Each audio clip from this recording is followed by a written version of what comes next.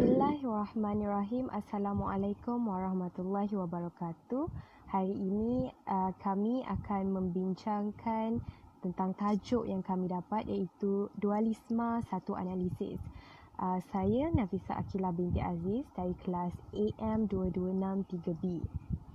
Okey, untuk pengenalan secara umumnya, dualisma satu analisis adalah kefahaman yang berasaskan dua prinsip yang saling bertentangan seperti prinsip kebaikan dan prinsip kejahatan.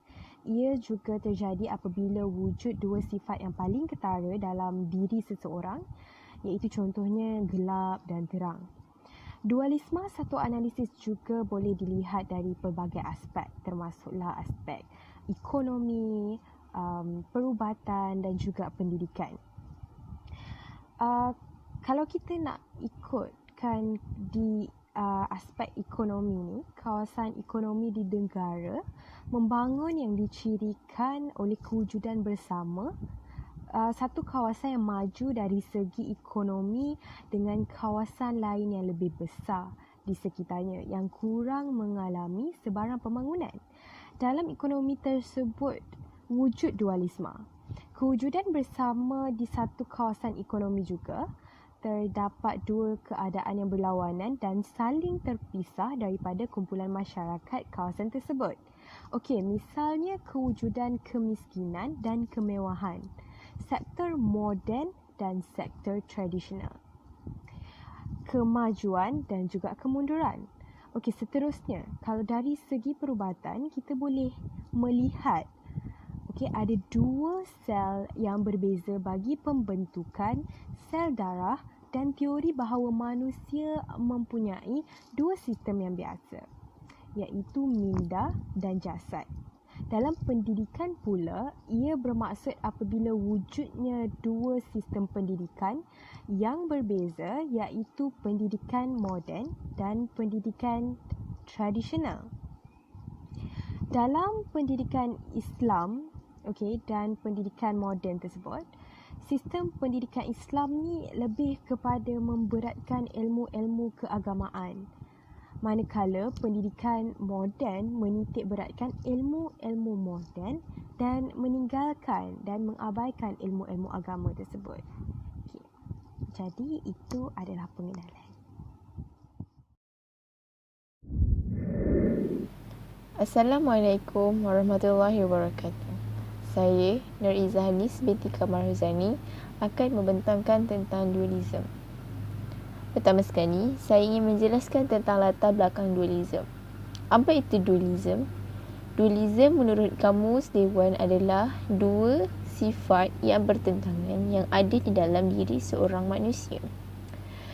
Perkara dualisme yang dapat kita lihat melalui kehidupan seharian kita adalah melalui pendidikan dan juga melalui pembangunan. Pendidikan pada awalnya adalah hanya berdasarkan sekolah pondok untuk orang Melayu, iaitu berdasarkan Al-Quran dan juga Sunnah. Akan tetapi selepas kehadiran British pada abad ke-18 dan British mula menjajah Asia termasuk negara Tanah Melayu, mereka mula menyebarkan sistem persekolahan yang baru, iaitu seperti sekolah sekular. Maka apabila wujudnya sistem tersebut, British mula memisahkan antara sekolah sekular dan juga sekolah agama. Oleh kerana pembangunan melibatkan beberapa perkara yang daripada tradisional mengubah kepada kemodenan, maka di situ terbitnya satu perbalahan atau pendapat tentang cara tradisional dan cara moden yang diamalkan oleh rakyat Malaysia sekarang. Jadi, kesan untuk pendidikan dualisme adalah akan berlaku ketidakseimbangan dalam menjadikan masyarakat yang holistik dan juga akan timbulnya masalah-masalah sosial. Sebagai contoh, sekiranya seorang individu atau masyarakat terlampau tertumpu kepada sistem persekolahan sekular dan meminggirkan pendidikan agama Islam, ini akan menyebabkan mereka kekurangan ilmu. Maka mereka boleh mengamalkan riba, rasuah yang sememangnya haram dalam Islam, tetapi mereka kekurangan pengetahuan, maka mereka mengamalkan kerana kekurangan pengetahuan. Jadi apabila mereka terlampau fokus pada agama Islam dan agak kekurangan dalam ilmu akademik, maka mereka akan sedikit ketinggalan dalam akademik. Maka di sini akan menyukarkan mereka sedikit untuk mencari pekerjaan, kerana pekerjaan sekarang memerlukan sedikit kemahiran teknologi berbanding zaman-zaman dulu. Dan yang kedua akan timbulnya masalah sosial.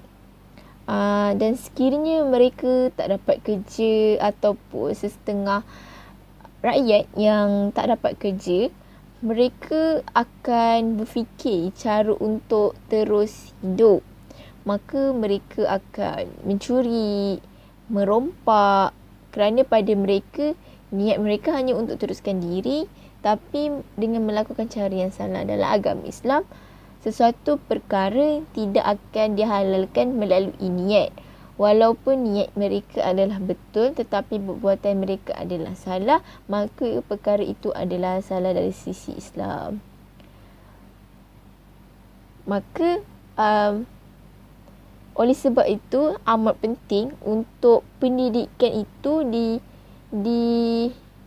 pendidikan dalam membentuk satu masyarakat itu holistik. Maksudnya ada keseimbangan antara pendidikan agama Islam dan juga akademi, iaitu sistem sekolah sekular. Jadi kesan kepada pembangunan dualisme yang pertama adalah peningkatan dalam masalah cyber.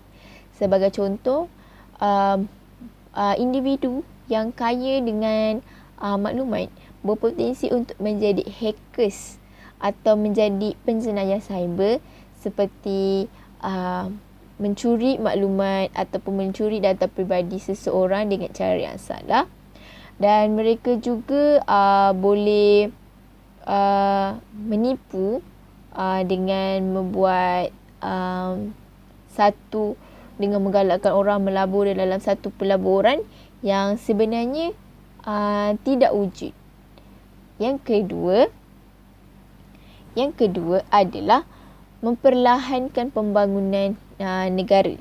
Memperlahankan pembangunan negara di sini adalah kepada individu yang miskin dengan maklumat.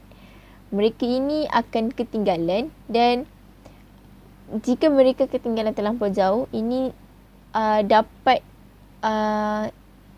memperlahankan pembangunan, kerana kita perlu bergerak dengan pantas mengikut peningkatan teknologi seharian. Okey, jadi kesan yang terakhir untuk pembangunan adalah krisis kemanusiaan akan mula berlaku.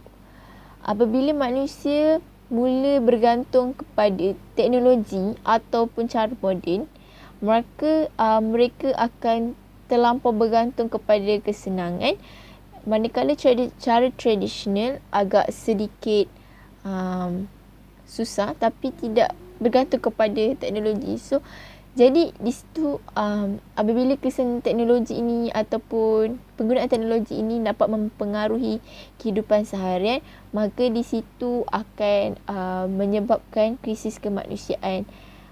Jadi negara juga sebenarnya akan mengalami masalah kerana akan bermulanya lambakan pekerja. Rakyat tak banyak kerja sebab kebanyakan majikan menggunakan teknologi. Jadi di sini bila rakyat tak ada kerja, jadi mereka akan kurangnya kuasa beli. Jadi di samping akan ada masalah sosial, negara juga akan mengalami masalah ekonomi.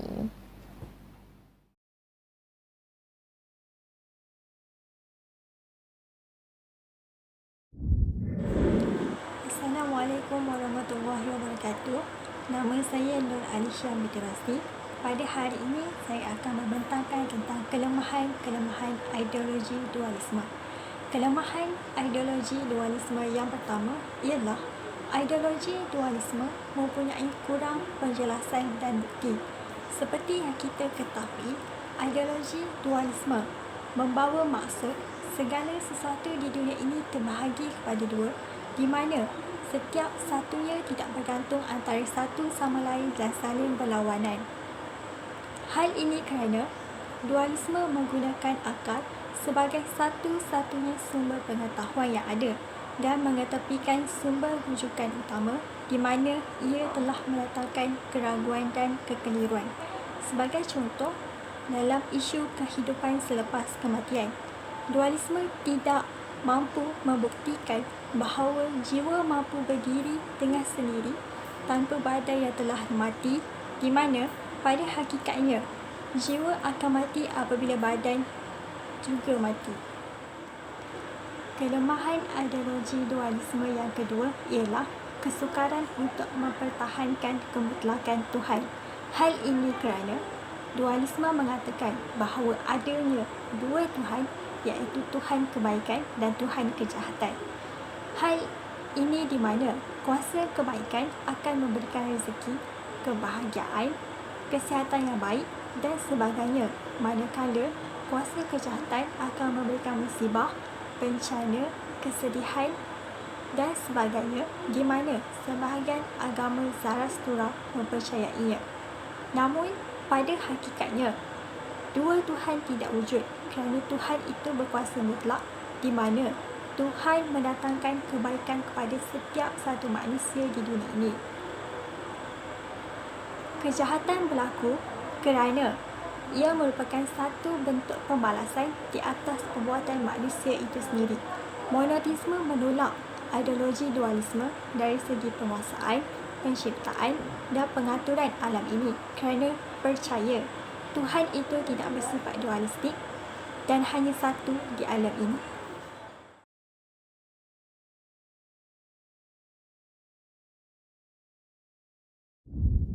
Assalamualaikum warahmatullahi wabarakatuh. Nama saya Nur Hidayatul Aina binti Rasidi. Jadi hari ini saya akan menerangkan sedikit tentang perbezaan di antara ideologi dualisme dengan agama Islam.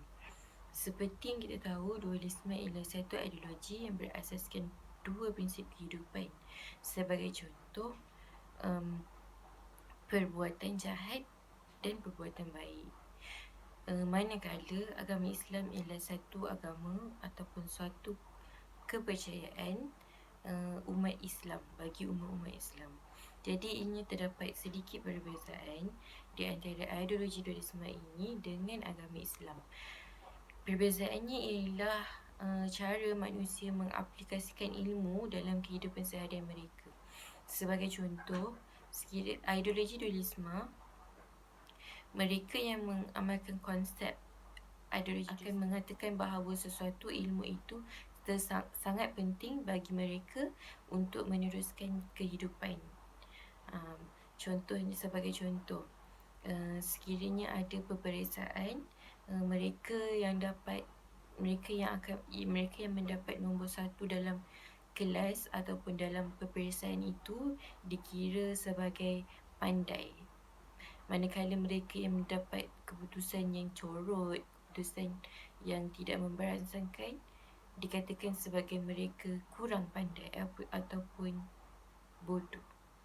Manakala ilmu dalam konsep agama Islam ialah ilmu yang kita akan guna pakai selagi mana kita hidup. Kita akan aplikasikan ilmu itu dalam kehidupan seharian kita dan supaya ilmu ini tidak disalahguna pakai. Sebagai contoh, Islam menggalakkan umatnya menimba ilmu supaya mereka tidak dianggap sebagai bodoh ataupun kurang pandai, kerana ilmu itu sebenarnya amat penting dalam kehidupan, tapi ianya amat berbeza bagi ideologi dualisme dualisme ini kerana ideologi dualisme ini amat mementingkan kepandaian dan kebodohan seseorang.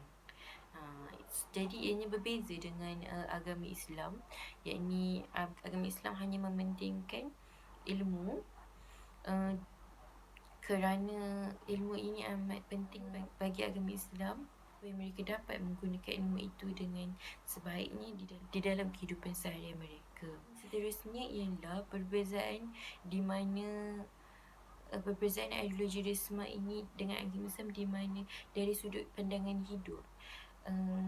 Ideologi dualisme umat manusia yang mempraktikkan ideologi dualisme ini akan memikirkan kesenangan dan kemewahan hidup semata-mata, manakala agama Islam tidak mengajar manusia untuk mementingkan kemewahan dan kesenangan semata-mata.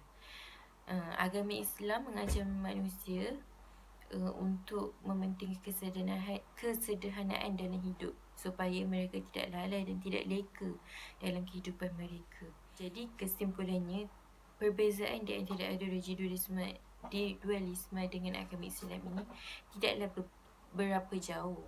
Ini sekiranya manusia atau umat Islam ini mementingkan kedua-duanya dan mereka mempraktikkan kedua-duanya, insya-Allah mereka tidak akan lalai dan leka dengan kesenangan hidup dan kesenangan hidup di muka bumi ini. Jadi itu sahaja daripada saya. Assalamualaikum.